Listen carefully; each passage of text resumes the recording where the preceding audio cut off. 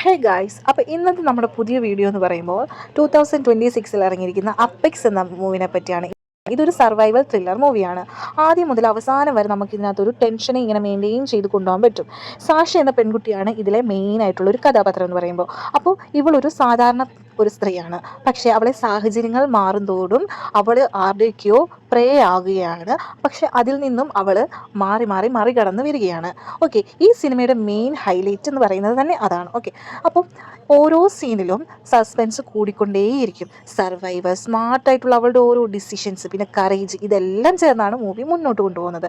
Thriller movies ഇഷ്ടപ്പെടുന്നവർക്ക് definitely try ചെയ്യാവുന്ന ഒരു സിനിമയാണിത്. ഇതിൻ്റെ വിഷ്വൽസ്, ആക്ഷൻസ്, നമ്മളെ ടെൻഷൻ അടിപ്പിക്കുന്ന രീതി എന്നൊക്കെ പറയുന്ന അടിപൊളിയായിട്ടുള്ളൊരു മൂവിയാണ്.